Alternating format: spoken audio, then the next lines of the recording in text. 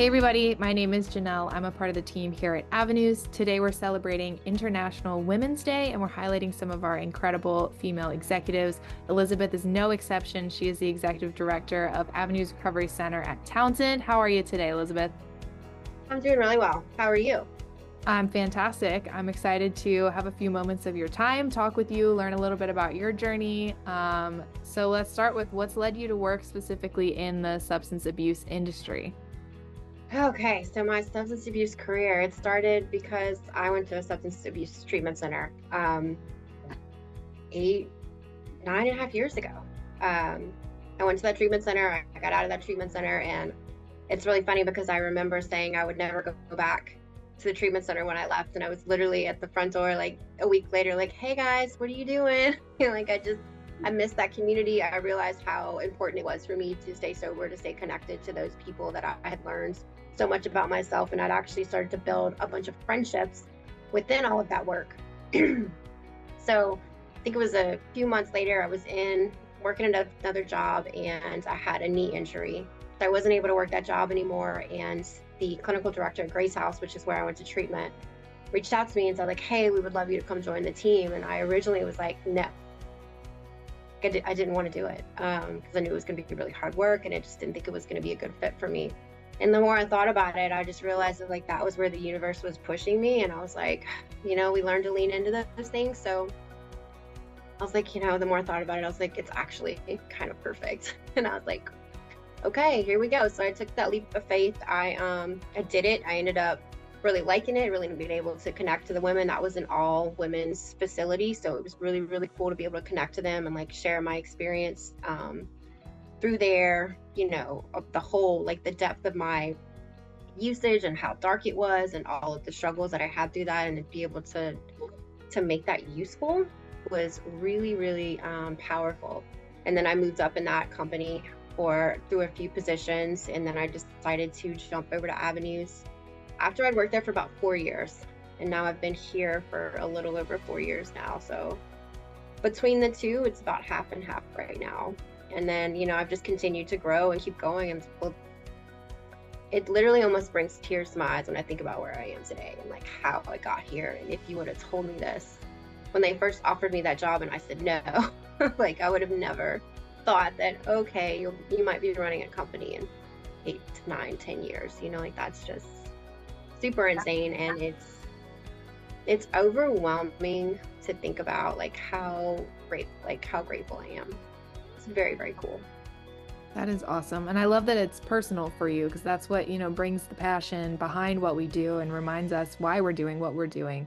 And that it's something that, you can work in. Do you find that like working in treatment, being in recovery yourself, like do they tie together? What does it do for your recovery?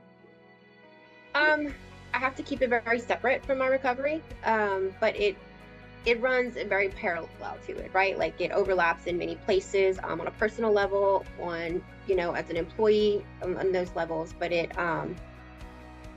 reminds me where I don't want to be again. It also reminds me of just like the struggles I've been through. It reminds me like how I've gotten through them, and it helps me connect back to the person that I was working with these patients.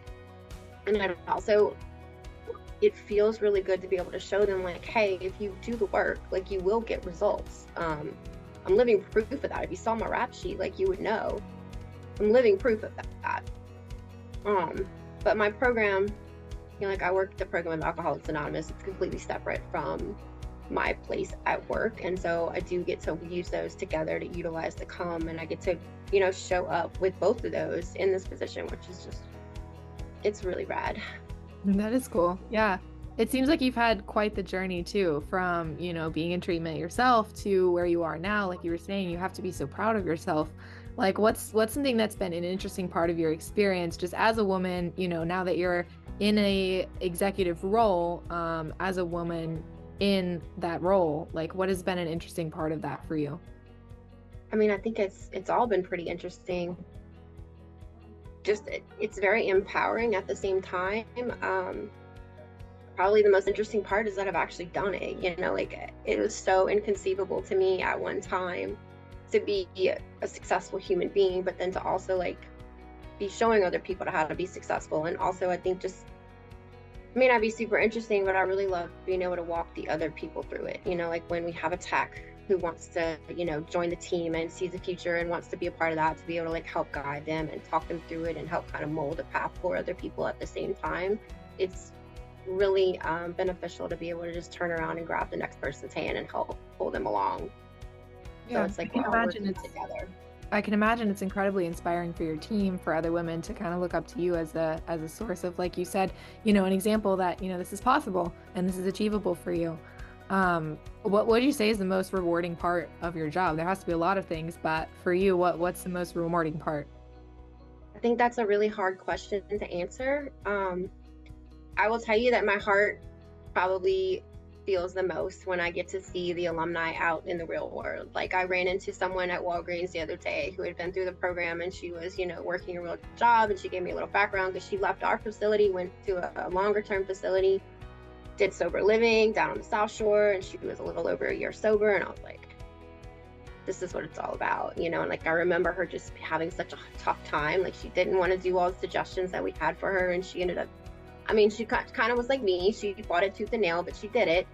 And then she's like living a happy, sober life as a productive member of society is probably the best part, but also just like helping them while they're in treatment to see either the other side or help them just change their perspective on something. Because like I can remember so distinctly when my perspective started to change, and like when I knew in my brain that I was changing as a human being, because I like would shock myself. I'm like, whoa.